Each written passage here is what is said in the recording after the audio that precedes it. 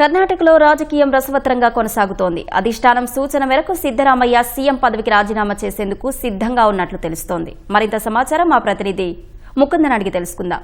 Mukunda, CM Siddaramaiah ఏర్పాటు చేసిన అల్పాహార విందులో ఎలాంటి పరిణామాలు చోటు చేసుకున్నాయి?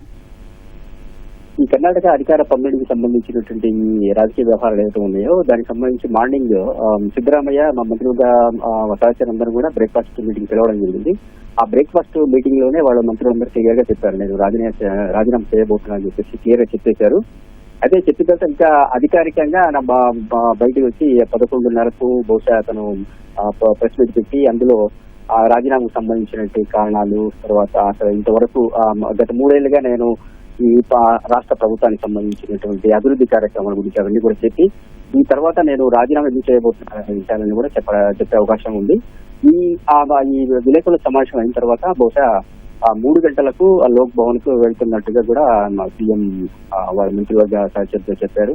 అయితే ప్రజెంట్ లోక్సభలో లోక్ భవన్ లో గవర్నర్ లేకపోయినా కూడా అక్కడ ఉన్నటువంటి కార్యదర్శికి అతను ఇస్తాడు.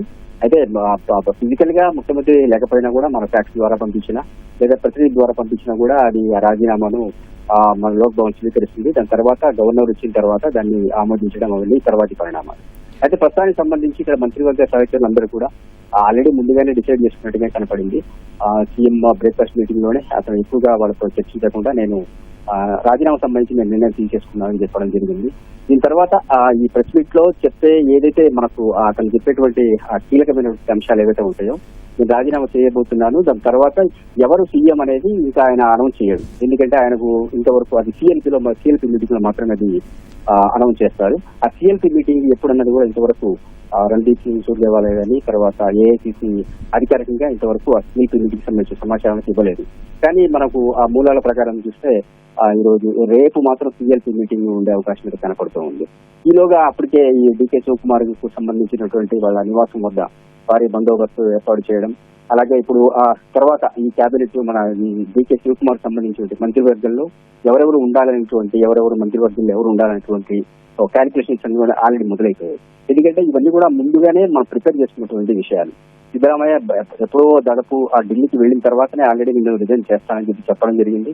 ఆ లోపల మంత్రులతో కూడా ఎవరెవరు క్యాబినెట్ లో ఉండాలి డికే శివకుమార్ సంబంధించి, అందులో అహిందకు సంబంధించినటువంటి నాయకులు అత్యధికంగా ఉండాలన్నటువంటి ఒక ప్రపోజల్ కూడా సిద్దరామయ్య వాళ్ళతో చెప్పడం జరిగింది. ఇవన్నీ కూడా ఒప్పుకున్న తర్వాతనే రాహుల్ గాంధీ ఓకే మీరు ముందు రాజీనామాకు మీరు అవకాశం ఇవ్వండి అని చెప్పేసి చెప్పడం జరిగింది.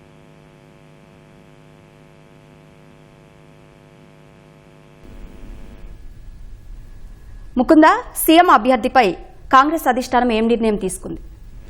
సీఎం అభ్యర్థికి సంబంధించినటువంటి ఏ నిర్ణయం కూడా ఇంతవరకు ఏఐసీసీ అధికారికంగా ప్రకటించలేదు. ఎందుకంటే రణదీప్ సింగ్ సూర్జేవాలా ఇప్పటికీ కూడా ఒకే మాట చెప్తున్నారు, మేము ఇంతవరకు మంత్రివర్గ అధికార మంత్రికి సంబంధించిన ఏ వ్యవహారం కూడా మేము ఇంతవరకు ఏది నిర్ణయం తీసుకోలేదు. అదంతా కూడా మేము రాబోయే రోజుల్లో అంటే 1 రోజు కావచ్చు, 10 రోజులు కావచ్చు, 20 రోజులు కావచ్చు చెప్తానని చెప్పేసి ఆల్రెడీ ఒక స్పష్టత ఇవ్వడం జరిగింది. కానీ ఇంకా ఆలోపే మనకు ఈ కావేరీ అంటే సిద్దరామయ్య అధికార నివాసం కావేరీలో ఈ సంబంధించినటువంటి ఈ రాజకీయ పరిణామాలు కానీ మంత్రులందరూ కూడా 1 by 1 అందరూ రావడం కానీ వాళ్ళందరూ కూడా సంబంధించి ఆల్రెడీ డికే శివకుమార్ కి ఈ అవకాశం ఇవ్వాలి అనేది కూడా ఆల్రెడీ నిర్ణయం తీసుకున్నట్టుగానే ఆల్మోస్ట్ ఆల్ మనం అంచనా చేసుకోవచ్చు. దాని తర్వాత రేసులో వచ్చేసి మనకు ఏమన్నా ఒక అహింద నాయకులకు ఏమైనా అవకాశం ఇస్తే మనకు ఒక మినిస్టర్ ఉన్నాడు, మన సతీష్ జారకిహొళి కావచ్చు, లేదా మనకు senior home minister doctor Parameshwar కూడా ఉన్నారు. వీళ్ళందరికీ కూడా వీళ్ళ కూడా ఆప్షన్ చూడడం జరుగుతుంది. అంతేగాని అది ఆల్మోస్ట్ ఆల్ ఆల్రెడీ అధికార పదవికి సంబంధించినటువంటి నిర్ణయం ఆల్రెడీ మనకు 2023లో ఈ కాంగ్రెస్ సర్కార్ ఎప్పుడైతే మనకు ఏర్పాటైందో అప్పుడే ఈ 2.5 సంవత్సరాల తర్వాత ఈ సిద్దరామయ్య తర్వాత ఖచ్చితంగా డికే శివకుమార్ వస్తారనేటువంటి ఒక నిర్ణయం ఆల్రెడీ తీసుకోవడం అనేది మనకు బయటికి చెప్పకపోయినా కూడా ఇది ఏఐసీసీలో ఉన్నటువంటి ఒక అండర్స్టాండింగ్. అయితే ఈ అండర్స్టాండింగ్ అయిన తర్వాత కూడా కొద్ది రోజులు మనం ప్రొలాంగ్ చేయడం అనేది ఆల్మోస్ట్ ఆల్ మనం చూసి ఉన్నాం ఆల్రెడీ. తర్వాత ఈ రోజుకు సంబంధించినటువంటి రోజు కోసమే చాలా మంది డికే శివకుమార్ కి సంబంధించిన మద్దతుదారులు చాలా మంది కూడా బయటికి వచ్చి మాధ్యమాల్లో మాకు తొందరగా మాకు డికే శివకుమార్ మనకు క్యాబినెట్ మనకు అరేంజ్ చేయాలి. ఎందుకంటే కొత్త వాళ్ళు చాలా మంది ఉన్నారు. మొత్తం 136 మంది ఎమ్మెల్యేలు ఎవరైతే ఉన్నారో కాంగ్రెస్ సంబంధించి వాళ్ళలో 35 మంది తొలిసారి పెంచిన ఎమ్మెల్యేలు ఉన్నారు.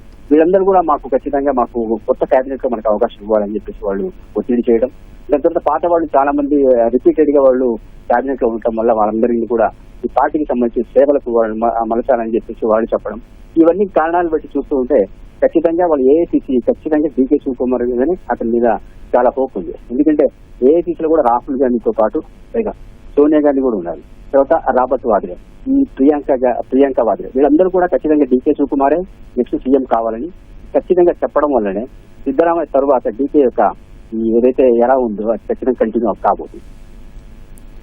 ధన్యవాదాలు ముకుందా.